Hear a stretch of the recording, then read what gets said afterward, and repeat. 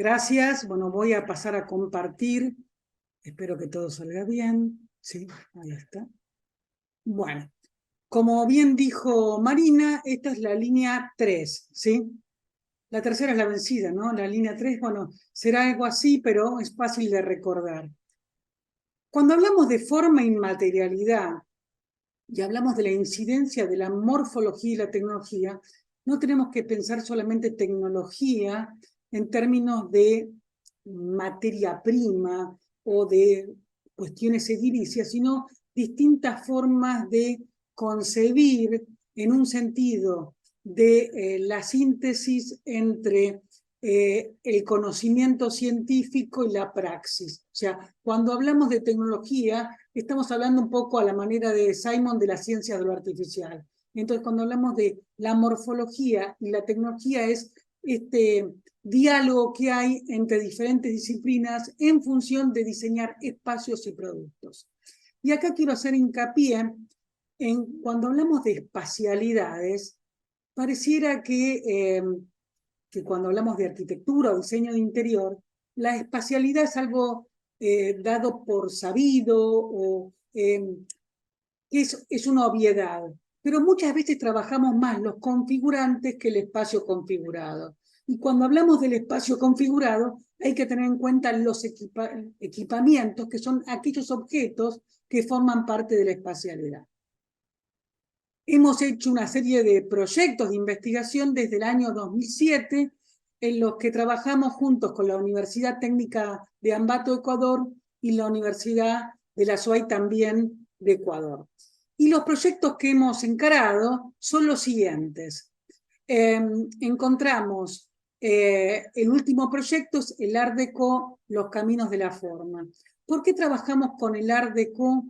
Porque hay una revisión contemporánea del Art Deco como aquel movimiento que fue a mitad camino o previo, un premoderno, un protomoderno, que hizo hincapié en aquello que la arquitectura moderna rechazaba, que era la decoración. Sin embargo, por esa búsqueda del detalle, del preciosismo, de la excelencia, el Art Deco empieza a ser retomado. El Art Deco como movimiento tuvo como origen fundamental en la Exposición de Arte Decorativa de Francia ser la cara de una arquitectura nacionalista. Pero lo paradójico de todo, y de una expresión de un arte nacionalista y de una decoración nacionalista, que cada país del mundo encontró en el Art Deco la forma idónea de expresar su nacionalidad. Entonces, en este sentido, encontramos un Art Deco en Rosario, ¿sí? Un Art Deco en la arquitectura de Buenos Aires, de Salamón, en el sur de la provincia de Buenos Aires, bajo el gobierno de Fresco, ¿sí? Encontramos también una modernización escondida en la obra de Virasoro, incluso en la provincia de Tucumán, y también encontramos este Art Deco en la arquitectura de la Ciudad de México, ¿sí? En la arquitectura moderna de Guayaquil. Guayaquil quería mostrarse en el Ecuador como la ciudad pujante frente a Quito, que era la ciudad tradicional. Y el lenguaje del Art Deco fue el lenguaje elegido para eso. Encontramos un trabajo analítico muy detallado de Genoveva Malo sobre las convergencias y divergencias entre el Art Nouveau, el modernismo y el expresionismo y el Art Deco, ¿sí? Los antecedentes y consecuentes del Art Deco. Encontramos también un trabajo, también desde México, sobre la incidencia de la influencia de los ballets rusos de Diaghilev en este diseño, este uso de colores tan contrastantes. Tenemos la voz desde Croacia, desde la lejana Croacia, del Art Deco, ¿sí? Y cómo representó también la cultura moderna en esta sociedad.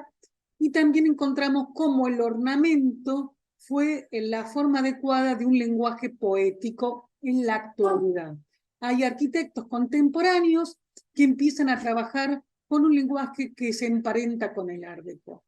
Y también encontramos esta referencia en los diálogos entre el Art Deco y el cine, cómo mucha arquitectura moderna se inspiró en aquellas imágenes de las divas de teléfono blanco, ¿sí? En Sombrero de Copa, en una serie de películas, ¿sí? De comienzos del cine hablado, que mostraban una ambientación muy art déco. Entonces el art déco es una forma de investigar estos diálogos entre arquitectura y diseño y su impacto en las espacialidades. También otro aspecto que hemos investigado es el espacio doméstico.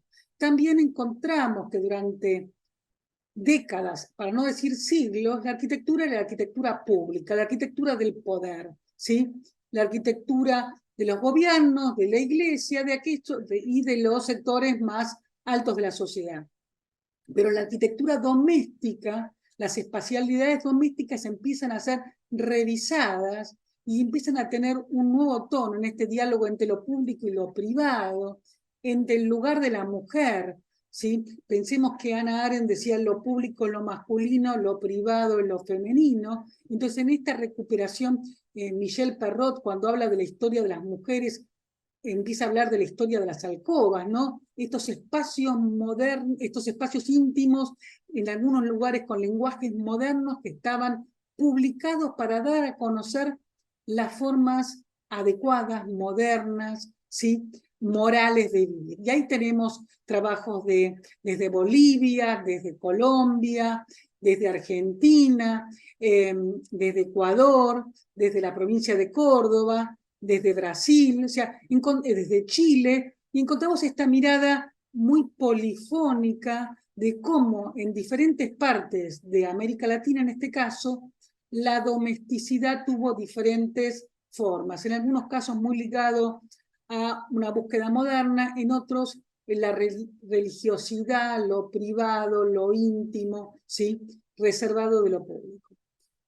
Otro trabajo que hemos encarado es la metáfora orgánica, estos lenguajes que empiezan a aparecer también ahora con la biomímesis, la inspiración orgánica, y nos retomamos un poco la historia con el Art Nouveau, también el Art Déco, los prerrafaelitas, la arquitectura del organicismo de Wright, ¿sí? Una arquitectura de analogía biológica, diferentes formas de inspiración entre lo natural, ¿sí? Y incluso cuestiones de orden cada vez más riguroso, cómo aprender de las formas de la naturaleza para hacer una arquitectura, una espacialidad y unas formas bioclimáticas. Por ejemplo, podemos pensar que la vivienda que preserva la temperatura, el iglú, y la choza africana, las dos son circulares, porque es la máxima superficie con el mínimo perímetro, en un caso para evitar la ganancia térmica y en otro para evitar la pérdida térmica. Entonces, ¿cómo podemos aprender de la naturaleza? No podemos obviar el legado del Bauhaus cuando se cumplieron 100 años de su creación y el impacto del Bauhaus en América Latina, ¿sí? Nuestras propias apropiaciones, ¿no? Laura Aleman trabaja las relaciones con el Círculo de Viena, Silvia Seas la relación con la artesanía, Genoveva Malo el impacto en la Escuela de Diseño de Cuenca, lo mismo hace Fernanda Aguirre, Giovanni Delgado y la diversidad ideológica del propio Bauhaus, y Guillermo Bengoa toma los juguetes, aquella parte lúdica del Bauhaus que a veces no parece tan tomada en serio y es tan importante. Y por último, Inés Masset habla de las mujeres del Bauhaus, que a veces aparecen invisibilizadas. Y los últimos dos trabajos, los dos primeros trabajos que hicimos, tenían que ver con las taxonomías espaciales y objetuales, intentando desde una reconstrucción histórica presentar un lenguaje riguroso con ciertos términos, ciertas categorizaciones que nos permitan definir y caracterizar la arquitectura y las espacialidades interiores y objetuales de diferentes épocas, desde Adolf Loos, el Deutsche Verbum, el casablanquismo, las diferentes corrientes de la arquitectura moderna, el espacio interior, etcétera, etcétera. Y esto mismo ocurrió con el primer número que hicimos, que también hicimos un recorrido histórico desde aquella Bolsa de Comercio de Buenos Aires, la arquitectura de Mackintosh, este Art Nouveau andrógino, las formas de la pradera, y ya estamos terminando. Y quería contar que el número que estamos trabajando ahora tiene que ver con modernidades, con los procesos de modernización, modernismos y las diferentes modernidades apropiadas, modernidades otras, posmodernidades, protomodernidades que aparecen en América Latina. Bueno, muchas gracias y espero que les haya parecido interesante y que lean los cuadernos.